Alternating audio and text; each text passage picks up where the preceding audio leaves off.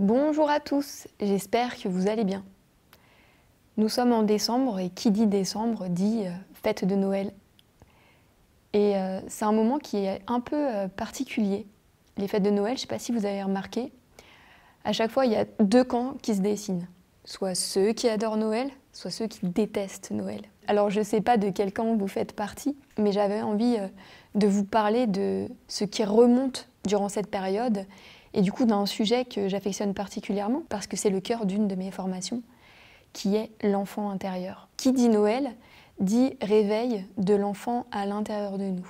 C'est un concept que vous avez peut-être déjà entendu, le concept de l'enfant intérieur, qui est, je dirais, plus qu'un concept en réalité, qui est un archétype, qui est un espace vivant à l'intérieur de nous, auquel on peut se relier, auquel on peut se connecter.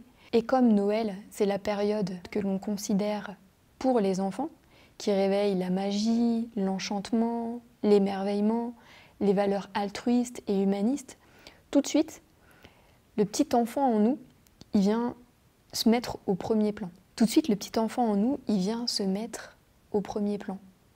Et ça vient appuyer sur les souvenirs qui se vivaient durant cette période.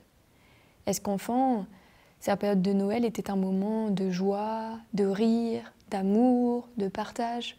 Ou bien est-ce qu'on a associé finalement Noël avec les disputes, la solitude, le sentiment aussi de trahison de la part de nos parents qui nous ont menti sur le Père Noël? Est-ce qu'on a associé cette période de l'année à un souvenir traumatique, à un choc émotionnel qui s'est passé durant cette période? C'est tout ça qui vient se réveiller à Noël. Et c'est pour ça que c'est si difficile pour certains de vivre cette période, de raviver ces souvenirs durant cette période, et puis d'aller même jusqu'à se confronter à notre famille. Parce que on travaille sur nous, on grandit en conscience, on grandit dans nos relations, on se sent bien plus aligné, et puis quand viennent les fêtes, au sein de la famille, patatras, il y a tout qui s'écroule, et là, la vie nous propose finalement le grand test de fin d'année. Allons directement au cœur de notre famille et voyons si nous sommes si alignés, si conscients ou pas de nous-mêmes et de nos propres mécanismes intérieurs. Grand test, grands enjeux. Et on voit que soit ça peut vite coincer, être confrontant, ou soit ça va venir glisser. Et ça, c'est aussi beau à remarquer, c'est-à-dire que même quand ça coince et ça se confronte, c'est intéressant de s'observer et de regarder où est-ce que ça coince. Et ça coince peut-être pas pareil d'une année sur l'autre, donc ça montre aussi notre propre évolution. Et puis si ça glisse, eh ben, ça montre là la vraie évolution, la vraie transformation. Et c'est beau à voir, à ressentir, à vivre. Alors tu te demandes peut-être, mais qu'est-ce qui se passe à l'intérieur de moi? Pourquoi je perds tant le contrôle, entre guillemets? Qu'est-ce qui fait que cet enfant intérieur prend le dessus et que je n'arrive peut-être même pas finalement à me maîtriser? C'est simple, notre construction identitaire se fait depuis notre naissance. Quand nous sommes enfants, nous emmagasinons des souvenirs, des croyances, des émotions, et ça vient créer un petit moi, un petit personnage d'enfant intérieur, du coup, mais avec toutes ces blessures, avec toutes ces émotions refoulées, ces émotions réprimées, avec ce qu'il n'a peut-être pas pu dire, pas osé dire, avec des regrets, des remords. Et tout ça, ça vient constituer ce qu'on appelle l'enfant intérieur. Et puis, la vie passe, tu grandis. Puis il va se passer la même chose au niveau de ton adolescent intérieur. Tu vas constituer un moi adolescent, avec tous tes souvenirs de l'adolescence, et pareil, tout ce que tu as réprimé, refoulé, toutes les émotions, tes croyances, ta vision de la vie. Et puis ensuite, tu deviens adulte. Et en grandissant, il y a des choses que tu déconstruis, et puis il y a des choses qui se construisent par rapport à toi adolescent, mais qui prennent racine dans ton toi enfant, dans la petite partie de toi à laquelle tu te rattaches, à laquelle tu continues de croire, avec toutes ces histoires contenues au sein même de l'énergie, si tu veux, de ton enfant intérieur. Et ça va constituer ta personnalité d'adulte. Et ce qui se passe, c'est qu'adulte, Tu vas avoir envie de penser par toi-même, de te réaliser, de t'affirmer, d'être libre. Et en réalité, tu vas vite te rendre compte que tu n'es pas si libre que ça, que tu n'arrives pas tant que ça à penser par toi-même, que tu es peut-être même en train de reproduire un schéma qui se répète depuis ton enfance, voire même depuis des générations en générations, et que ça te bouffe la vie, et que tu n'arrives pas à être toi-même. Parce que tu n'es pas dans ton vrai, tu n'es pas relié à ton vrai, à ta vraie nature, à ton être profond. C'est encore le petit enfant en toi qui a colonisé tout ton espace intérieur et qui a fait grandir du coup la partie adolescente, mais la partie adulte. Et c'est-à-dire que ton toi adulte, ta personnalité d'aujourd'hui, elle est intimement liée avec le petit enfant en toi, mais le petit enfant avec ses blessures. Et c'est ça l'opportunité divine que l'on vit chaque jour, mais que l'on vit aussi durant les fêtes de Noël, parce que ça vient nous relier directement à cet enfant à l'intérieur de nous, pour aller transformer, transmuter des blessures. Et pour aller finalement faire la paix avec son histoire, faire la paix avec ce petit enfant à l'intérieur de nous, pour ne plus du coup réagir, mais agir par nous-mêmes. C'est-à-dire réellement sortir de terre et pouvoir enfin capter la lumière et capter notre propre lumière. Parce que quand on est en réaction, quand le petit enfant il est aux commandes et qu'il réagit, il réagit par rapport à quoi? Par rapport à son environnement familial. Donc il réagit, si je le résume, par rapport à qui était maman et qui était papa. Qu'est-ce qui a manqué? Qu'est-ce qui n'a pas été assouvi? Qu'est-ce qui n'a pas été reconnu? Et de ce fait, qu'est-ce qui réagit à l'histoire?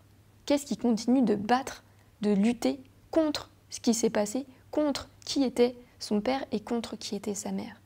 Et du coup, ce petit enfant, il pousse, mais il pousse de manière bancale. Cette petite graine, elle pousse, mais elle n'est pas bien enracinée.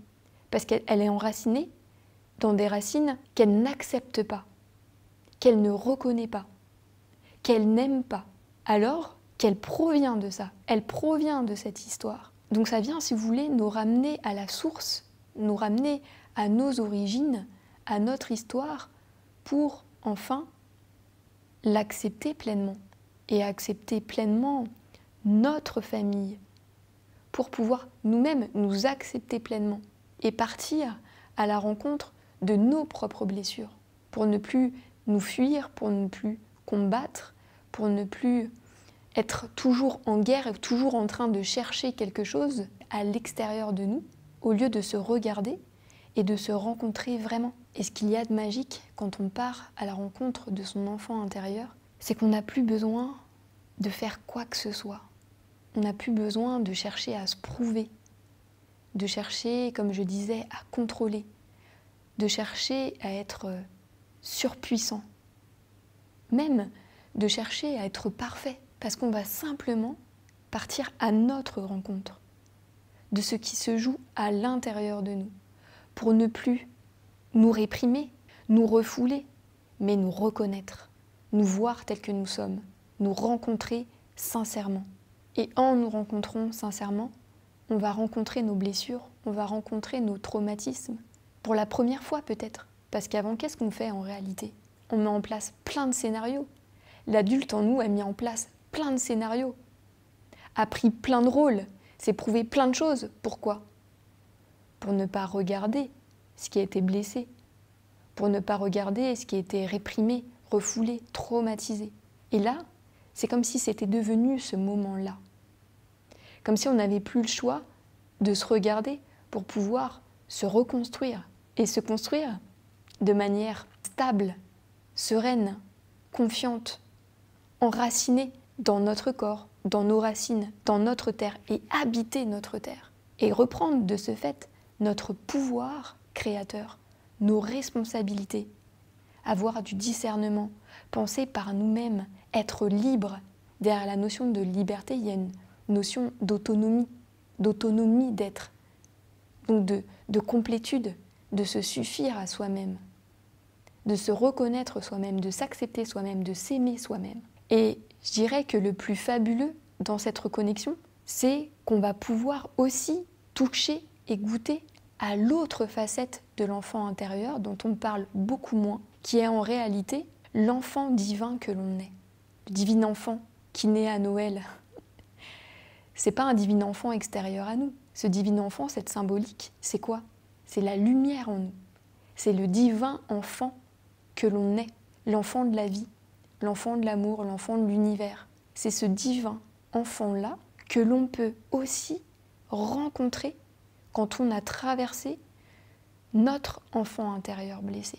Ça nous amène directement, si on suit ce fil, si on descend dans nos profondeurs, on va forcément arriver au divin enfant, à notre cœur, à notre âme, à notre présence.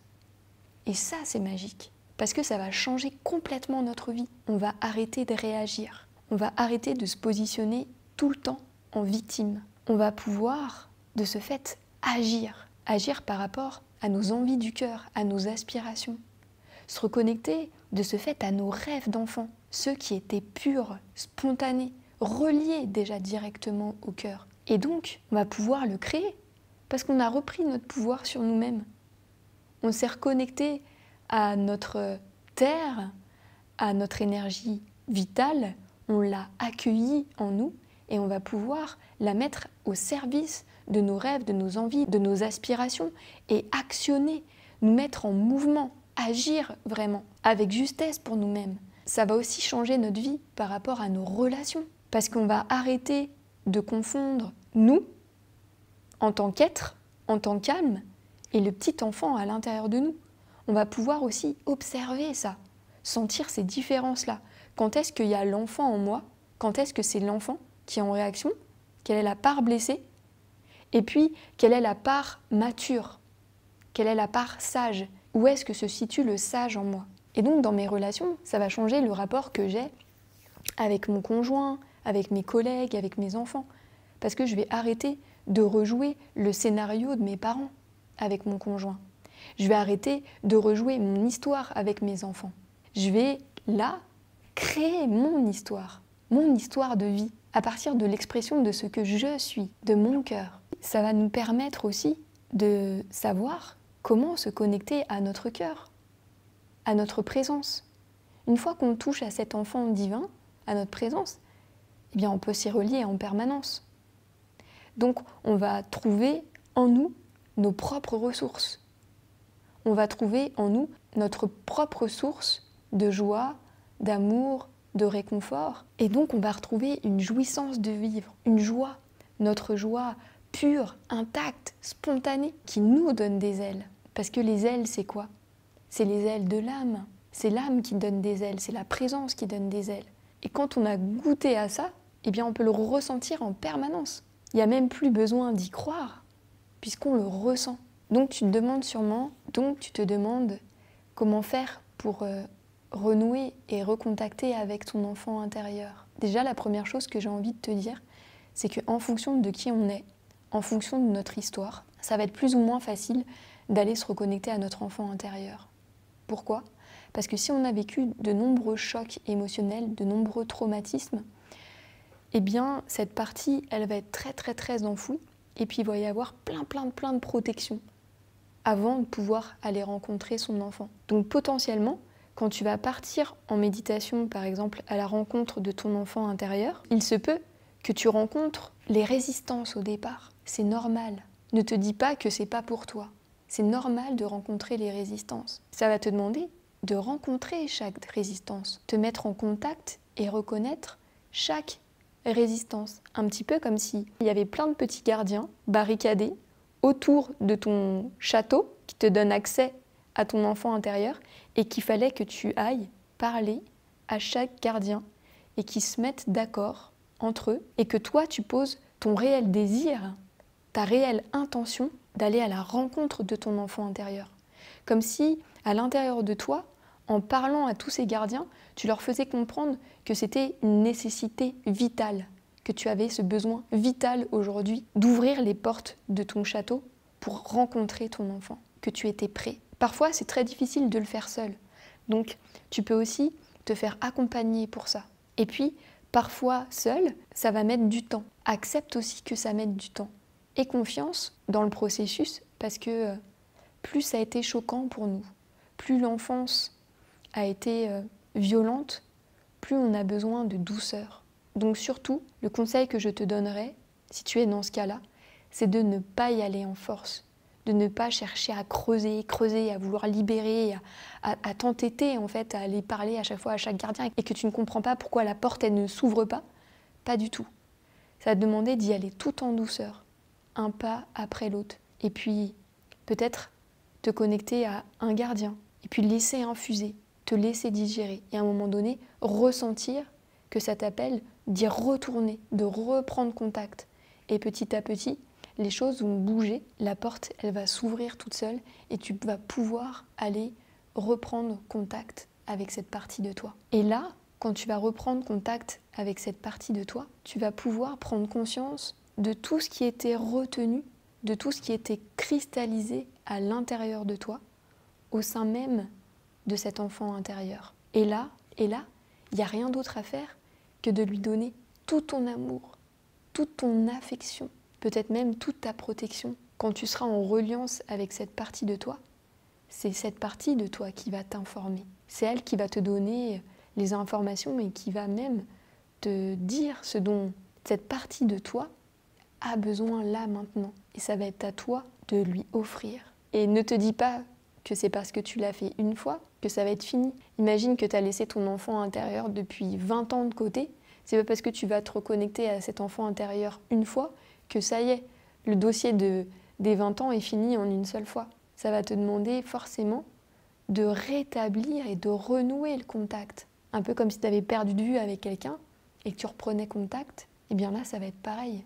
Il va falloir que vous vous rencontriez, que vous parliez, que vous communiez, que vous vous apprivoisiez à nouveau. Et plus tu vas t'autoriser ces retrouvailles, et plus cette énergie qui n'était pas encore disponible pour toi, qui contient tes rêves, tes désirs, ta joie, tes potentiels, va venir te réveiller et recirculer à l'intérieur de toi. Et forcément, tu vas peut-être t'observer nouveau, nouvelle, avec d'autres manières qui font que tu ne réagis plus, avec d'autres idées, peut-être une capacité même à choisir, à te faire confiance, à te sentir beaucoup plus stable intérieurement et surtout à arrêter tout simplement de lutter contre toi-même et de lutter aussi contre ta famille. Ça va devenir en toi beaucoup plus doux, beaucoup plus apaisé et aussi beaucoup plus joyeux.